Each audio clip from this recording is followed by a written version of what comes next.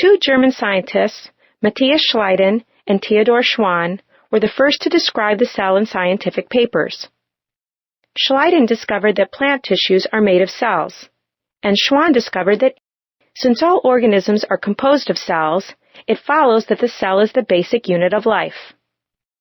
We can think of cells as biological factories, each with the equipment, assembly lines, and transportation systems to make whatever it needs for energy or to repair its structure. Biologists soon began asking the question, where do cells come from? Until the early 19th century, most people believed in spontaneous generation, the idea that living organisms, and by extension their cells, arrived.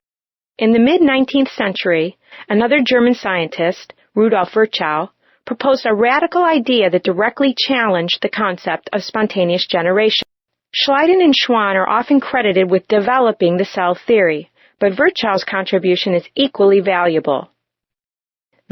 If, according to the cell theory, cells come from pre-existing cells, then spontaneous generation can't occur.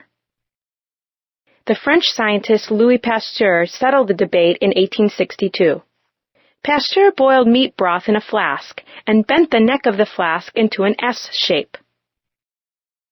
Air could enter the flask, but airborne microorganisms could not. They would settle by gravity in the neck. As Pasteur predicted, no microorganisms grew. When Pasteur removed the neck of the flask so that any airborne particles could, those cells share many features, they come in many shapes and sizes because of their unique functions. Red blood cells carry oxygen through the body. They're biconcave, meaning they have two depressions on opposite sides of a sphere.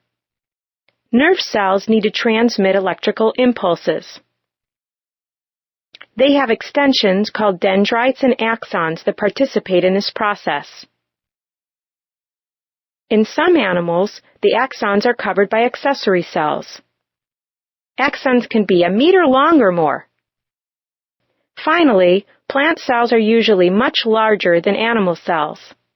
Their plasma membrane is surrounded by a rigid cell wall to provide structural support for the plant. Once the cell theory became widely accepted, the field of cell biology took off. If cells are the smallest units of life, it follows that they must somehow be separated from each other.